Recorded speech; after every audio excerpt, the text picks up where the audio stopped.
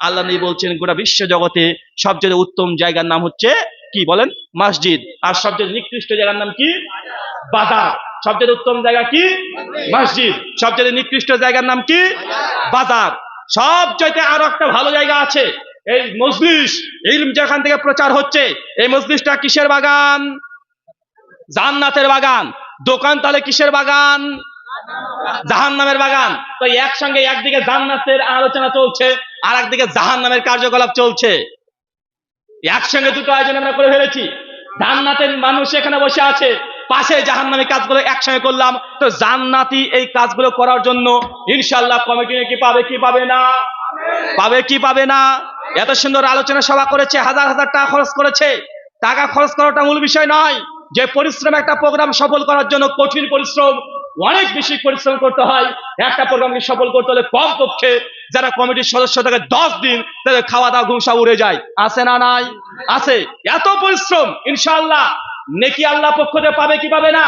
পাবে। ঠিক একই ভাবে যদি আমরা এই কৃত্রিম ভাবে বাজারের আয়োজন করি, একটা দোকান আছে এলাকাতে, ঠিক আছে, প্রতিদিন দোকানটা খোলে ঠিক আছে, সমস্যা নাই। কিন্তু একদিনকার জন্য কৃত্রিম ভাবে বাজার যদি বসে যায়, বাজার যদি চলে আসে, ওটা জাহান্নামের বাগান কি বাগান নয়? আল্লাহ নবী বলছেন সহিহ বুখারী 1865 নম্বর হাদিস, যে তোমরা রাস্তাতে বসো না। নবী কি বলছেন? রাস্তাতে বসো না। সাহাবীরা বলছে ইয়া রাসূলুল্লাহ, রাস্তাতে না বসলে আমাদের হয় না, ব্যবসা বাণিজ্য সব রাস্তায়। আল্লাহ নবী বলছেন রাস্তায় যদি বসতে চাও তা রাস্তার হক আদায় করো। কি আদায় করো? রাস্তার হক। অবাক, বলে কি রাস্তার জড় পদার্থ, এরও আবার হক? এর হক হয় নাকি? আল্লাহ বলছে জি, রাস্তার হক আদায় করো, নচেত রাস্তায় বসা তোমার জন্য হারাম হয়ে যাবে। চাচা, রাস্তাতে আপনি কেবল মসজিদ থেকে সালাত আদায় করলেন, সালাত আদায় করার পরে সঙ্গে সঙ্গে দোকান আছে, ওইখানে হিন্দি সিনেমা চলছে, বাংলা সিনেমা চলছে, একদম 32 ইঞ্চি টিভিতে আপনি নামাজ পড়ে এসে সঙ্গে সঙ্গে টিভির দোকানে বসে টিভি দেখছেন, আর আপনি চা খাচ্ছেন, সিগারেট খাচ্ছেন। একটু লজ্জা লাগে না ভাই? আছে না নাই?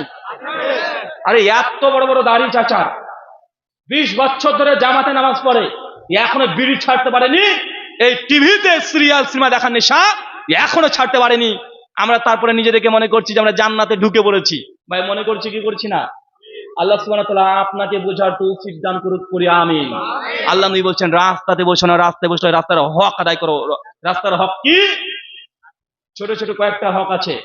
রাস্তাতে যাচ্ছেন, যদি কোনো ক্ষতিকর কোনো পাথর পড়ে থাকে, ক্ষতিকর কোনো জিনিস পড়ে থাকে, এটা রাস্তা আছে, যে রাস্তার মাঝখানে ভেঙে গেছে, কথা বুঝতে পারছেন না ভাইজান?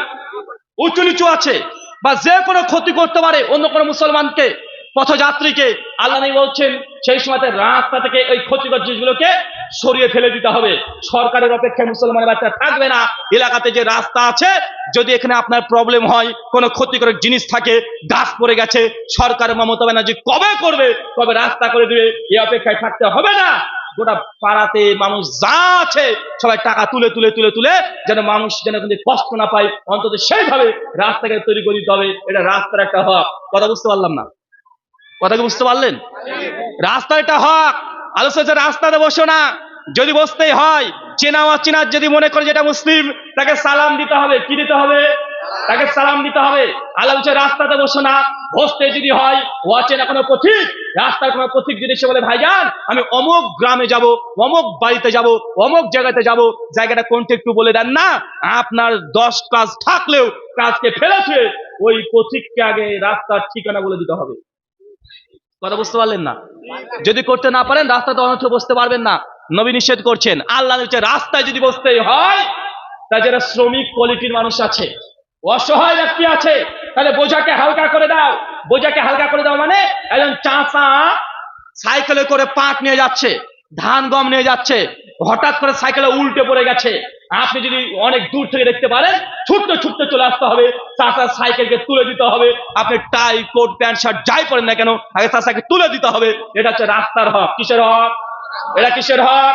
এটা রাস্তার হক। ভাইজান, ইবাদত অনেক ছোট ছোট আছে। ছোট ছোট ইবাদত করলে আল্লাহ সুবহানাহু ওয়া তাআলা তার বিনিময়ে আপনাকে জান্নাত দিতে পারে। পারে কি পারে না? পারে কি পারে না? পারে। তাই ইবাদতের কোয়ালিটি 2 ধরনের। আবারও বলি, এক, আল্লাহ যা আদেশ করেছে গ্রহণ করা, এটা ইবাদত। আল্লাহ যা নিষেধ করে দিয়েছে এটা বর্জন করে দেওয়া, আল্লাহকে ভয় করে, এটাও ইবাদত। ইবাদতের কয় অংশ? কথা এতদূর কি ক্লিয়ার হয়েছে আমার কথা? এই এই দুই অংশ যদি এতটুকু মাথায় নিয়ে যেতে পারেন, তার মানে আপনি বুঝে নেবেন, নিজেই নিজে থেকে তৈরি করে নিতে পারবেন কোনটা ইবাদত কোনটা ইবাদত নয়। কারণ আমরা সবাই জানি সুদ খাওয়া হারাম, এমন বন্ধন বাড়িতে আছে। আজকে আলোচনা শুনে বললেন ইন্নী আখাফুল্লাহ, আল্লাহ আমি তোমাকে ভয় করি, এরপর থেকে বন্ধন আর আমি নেব না, বন্ধনের টাকা আমি ক্লোজ করে দিয়ে আর বন্ধন নেব না। তো ভাইটা আল্লাহর ভয় বন্ধনকে ত্যাগ করবেন, এটা ইবাদত কি ইবাদত নয়? তার মানে হারামকে ত্যাগ করে যদি দেন, সবগুলো হচ্ছে ইবাদত। মহান সত্তা আল্লাহ সুবহানাহু ওয়া তাআলার কাছে দোয়াই প্রার্থনা, আল্লাহ আমরা যেগুলো কথাগুলো বললাম আমাদের প্রত্যেককে এই কথাগুলোর প্রতি আমল করার তৌফিক দান করো। সকলে পড়ি আল্লাহুম্মা আমিন। আল্লাহ আমাদের মধ্যে যারা অসুস্থ আছে, তুমি আর শাফি, তুমি সুস্থতা দানকারী, আমাদের প্রত্যেককে শিফাই কুল্লিয়া দান করো। সেগুলো পড়ি আল্লাহুম্মা আমিন। আল্লাহ এই হিফজুল কোরআন এই মাদ্রাসাকে তুমি এখান থেকে তোমার বড় বড় আলেমে দ্বীন, তোমার দ্বীনের খাদেম হিসাবে কিছু ছেলেদেরকে বের করিয়ে নাও। সকলে পড়ি আল্লাহুম্মা আমিন। আল্লাহ আমাদের মধ্যে যারা মৃত্যুবরণ করেছে, তারা যদি শিরক না করে মৃত্যুবরণ করে, তুমি তাকে ক্ষমা করে জান্নাতুল ফেরদৌস দান করো। সকলে পড়ি আল্লাহুম্মা আমিন। কারা কারা বিয়ে করেননি একটু হাত করলেন। এই বিয়ে করেননি তারা? লজ্জা পাচ্ছেন নাকি ভাই? বিয়ে কেন করেননি? হ্যাঁ, বিয়ে করনি? বয়স কত? হ্যাঁ, তো কি হয়েছে?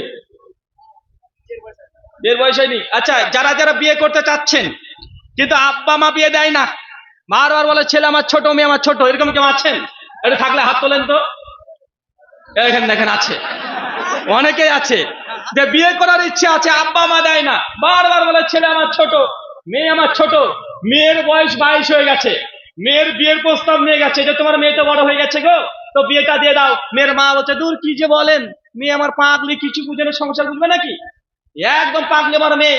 অথচ মেয়ে সারা রাত ধরে ফেসবুক মেসেঞ্জারে প্রতিদিন অন্য ছেলের সঙ্গে ভিডিও কলে গল্প করছে, আর মা বলছে মেয়ে আমার পাগলি। বা আছে না নাই? আচ্ছা, যারা বিয়ে করতে চান কিন্তু আব্বা মা বারবার বলছে যে ছেলে আমার ছোট, এখন বিয়ে দেওয়া যাবে না, তাদেরকে একটা তাবিজ দিয়ে যাবো। কি তাবিজ লাগবে? বা টাকা নেবো না, একদম ফ্রিতে, একদম ফ্রিতে তাবিজ।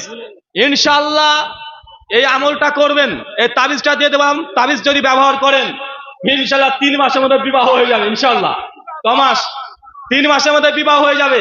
কাজ করবেন কি, বাড়িতে কালকে চলে যাবেন, আব্বার যে জুতো আছে ওই জুতোটা নিবেন, নিয়ে আপনি পায়ে পড়বেন, পুরো আব্বাকে বলবেন আব্বা দেখো তোমার জুতো আমার পায়ে হয়।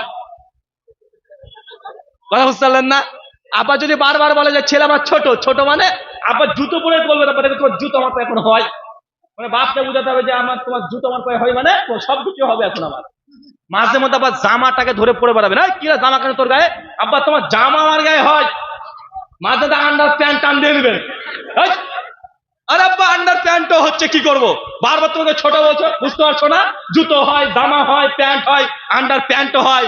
বাপ মা বুঝতে পারবে না ছেলে কি বলতে চাচ্ছে, ঠিক বুঝে নিবে। এবার এই তাবিজটা ব্যবহার করবেন ইনশাআল্লাহ। আর যেসব মেয়েরা আছে যারা বিয়ে করতে চায় কিন্তু বলতে পারে না আব্বা মাকে, লজ্জা পায়, আর পাওয়াটাই স্বাভাবিক, কি করবে? কাল বাড়িতে চলে যাবে, দেবে শোকেচের ওপরে তোমার মায়ের বিয়ের লাল ব্যানার সেটা আছে, কালকে পারবে সুন্দর করে সাজবে, বউ বউ সেজে ঘরে ঘুমটা দিয়ে বসে থাকবে, আর মাকে ডাকবে যে মা শোনো, এসে দেখবে কি রে তোর অবস্থা কেন? মা দেখো তো বউ বউ লাগছে, কেমন লাগছে, বারবার এটা বলবে। আর এই তাবিজ সপ্তাহে একবার করলে হবে না, মানে সপ্তাহে কমপক্ষে একবার করতে হবে। কথা বুঝতে পারলেন না ভাইজান? প্রত্যেক সপ্তাহে একবার করে করেন, বাপ মা বুঝে নেবে যে ছেলে মেয়ে এখন বিয়ে করতে চাচ্ছে। আর যেসব বাপ আর মা এসেছেন তারাও বুঝে নেবেন যে হুজুর বলে গিয়েছিল এরকম যদি আলামত দেখা যায় এটা বিয়ের আলামত। বাপ মা যেন না বলে যে ছেলে মেয়ে আমার ছোট। কথা বুঝতে পারছেন? ইনশাআল্লাহ মহান সত্তার কাছে দোয়া, এই প্রার্থনা, আল্লাহ যারা বিবাহ করতে যাচ্ছে ছেলে অথবা মেয়ে, আল্লাহ সুবহানাহু ওয়া তাআলাকে নেককার পরহেজগার কাপল হিসেবে তুমি আগামী বছর তারা যেন তাদের কোলে করে একটা সন্তান নিয়ে এসে এই ওয়াজ মাহফিল শুনতে পারে, এমন ব্যবস্থা তুমি করে দাও। সকলে বলি আমিন। চাচা আপনি আমিন বলছেন কেন? আপনি করবেন নাকি? এই আমিন সবার জন্য না, এই যারা করেনি তাদের জন্য। আর চাচা যদি আরেকটা চাচি চাই সমস্যা নাই।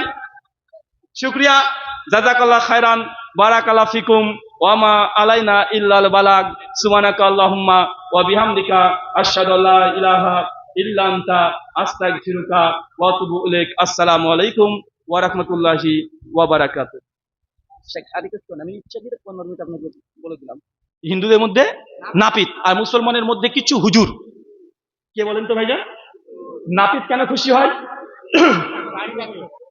নাপিত খুশি এই জন্য হয়, কোন এলাকাতে যদি একবার মারা গেছে দেখবেন নাপিত, দেখবেন ওই হিন্দু পরিবারের আশেপাশে ঘুর ঘুর ঘুর ঘুর ঘুর ঘুর ঘুরে বেড়ায়, আর এসে বলবে, দাদা সবারই তো বাবা থাকে, চিরদিন কেউ থাকে না দাদা, আপনার বাবা মারা গেছে, ঈশ্বর আপনার বাবাকে স্বর্গীয় করুক। এমন ভাবে দরদ মাখা কণ্ঠে, হৃদয় থেকে রক্তক্ষরণ হচ্ছে এমন ভাব নিয়ে নাপিতে সে যে ব্যক্তি মারা গেছে তার ছেলে হোক বা তার অন্য রিলেটিভ কাউকে, তাকে গিয়ে সান্ত্বনা দেয়। কেন জানেন? মানে সামনাসামনি ঘুরে বেড়ায় যে তুই তো নাপিত, তার মানে তোকে লাগবে, মানে ওর আশা ওকে এই যে সহযোগিতা করছে, দরদ মাখা কণ্ঠে কথা বলছে, উদ্দেশ্য এটা নয় তাকে সান্ত্বনা দেওয়া, উদ্দেশ্য যে তোর বাপ মারা গেছে, তোর বংশ এখন টাকলু করবো। তাই এত দরদ মাখা কথা বললাম, অর্ডার যেন আমি পাই টাক করা। কথা বুঝতে পারছেন না? মানে খুব খুশি, মরবে একজন 14 গোষ্ঠী টাকলু হবে। আর আমাদের হুজুর যারা আছে, কিছু কিছু হুজুর দেখবেন বেদাতি, যারা ওলেমায়ে ক্রাইম, যা ধর্মটাকে ব্যবসা করে ফেলেছে, এদেরকে দেখবেন যদি আপনি মানে খুব কষ্ট করে বলেন যে মৌলভী সাহেব কিছু মনে করেন না, আমার 3 দিন আগে বাবা মারা গেছে, একটু আপনি দোয়া করে দিয়েন, মৌলভী সাহেব সঙ্গে সঙ্গে বলবে মনে মনে, আলহামদুলিল্লাহ, ঠিক আছে আলহামদুলিল্লাহ দোয়া করে দিব। বা আছে না নাই? ও মনে মনে আগে আলহামদুলিল্লাহ বলে, পরে ইন্নালিল্লাহ বলে, কারণ ও জানছে একটা মানুষ মরেছে মানে 3 দিন 7 দিন 11 দিন 40 দিন প্রতিদিন এখন চলবে মিলাদ, এখন চলবে খাওন, হুজুরের কাছে কত কি আছে। 40 দিনের দিনে যখন মিলাদ হচ্ছে, বাড়িতে বড় আয়োজন হচ্ছে, 40 খানা হচ্ছে, তখন আপনি গিয়ে বলছেন যে মৌলভী সাহেব আমার আব্বা তো কোরআন পড়া জানতো না, এখন কি করতে হবে? সঙ্গে সঙ্গে মৌলভী সাহেব বলছে যে তোমার আব্বা কোরআন পড়া জানতো না, তো তোমার আব্বার জন্য কোরআন খতম দিতে হবে, কোরআন খতম দিয়ে বসিয়ে দিতে হবে। বা আপনাদের এলাকাতে হয়, আশেপাশে হয়, মানে মানুষ মারা গেলে কোরআন নাকি বসিয়ে দেন, মানে কোরআন খতম। এখন আপনার বাপ কোনদিন কোরআন পড়েনি, আপনি ছেলে হুজুরের কাছে গিয়েছেন, হুজুর বলছে তোর বাপ তো কোনদিন কোরআন পড়েনি, তো এক কাজ কর, তোকে কোরআন খতম দিতে হবে বাপের জন্য। ছেলে বলছে আচ্ছা ঠিক আছে সমস্যা নেই, তো হুজুর কি করতে হবে? বলছে তোদের বংশের কেউ কোরআন কি খতম দিয়ে রেখেছে? তো হুজুর না। বলছে ও ঠিক আছে। এখন ওই ব্যক্তি বলছে হুজুর তাহলে আপনি একটা দিয়ে দেন, আছে না নাই? এখন হুজুর বলছে যে ঠিক আছে কোনো সমস্যা নেই, গত রমাজানে আমি 3 বার কোরআনকে খতম করেছি। হুজুর গত রমাজানে 3 বার কি করেছে? কোরআন খতম দিয়েছে।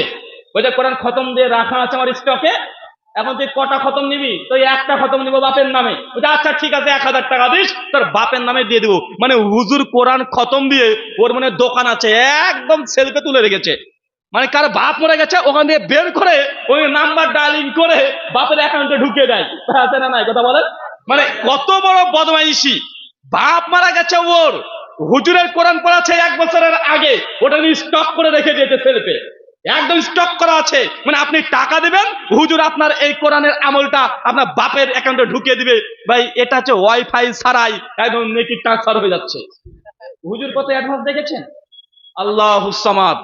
আমাদের সমাজে মানুষকে ধোকা দিয়ে এটাও চলছে।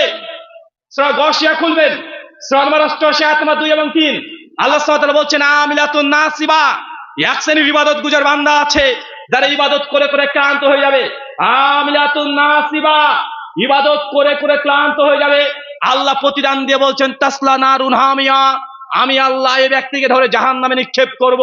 চাচা এই কথাটার ওইটা আপনি বুঝতে পারলেন না, এটা আল্লাহর কোরআনের কথা। আল্লাহ বলছেন, ডাইরেক্ট বলছেন আমিলাতুন নাসিবা। আল্লাহ বলছেন মানুষ ইবাদত করে করে করে করে এত ইবাদত করেছে যে ক্লান্ত হয়ে গেছে। আমরা অত ইবাদত করি? ইবাদত করে করে ক্লান্ত হয়েছেন কখনো? আরে আপনি তো কৃপণ, আপনি তো মসজিদে ঢোকেন, কখন মসজিদ থেকে পালিয়ে আসবেন? মসজিদের সালাম ফেরানো শেষ, বিদাত হচ্ছে সম্মিলিত মুনাজাত করা, এরপর আমরা সকলে জানছি, কিন্তু ওটা বিদাত, কিন্তু পরে যে জিকির আজকার আছে না নাই কথা বলেন? ওই আহলে হাদিস সমাজ থেকে দোয়া মুনাজাত সম্মিলিত একটা বিদাত হুদা দিয়ে তুলে দেওয়া হয়েছে, কিন্তু যে দোয়া জিকির আজকার যে বসে বসে আছে, এটা আমরা মসজিদে বসে আমরা করছি না, শর্ট করে দৌড় মারে চলে যাচ্ছি। আমিলাতুন নাসিবা, ইবাদত করে করে মানুষ ক্লান্ত পরিশ্রান্ত হয়ে যাবে। আল্লাহ বলছে তাসলা নারুন হামিয়া, আমি আল্লাহ তারপরে তাকে জাহান্নামে নিক্ষেপ করব। মানে তাহলে ওই ব্যক্তি কত ইবাদত করেছে? আপনি আমি তো ক্লান্ত হই না কখন ইবাদত করে, আমরা তো ইবাদত করে পালিয়ে আসতে পারলে বাঁচি, আছে না নাই?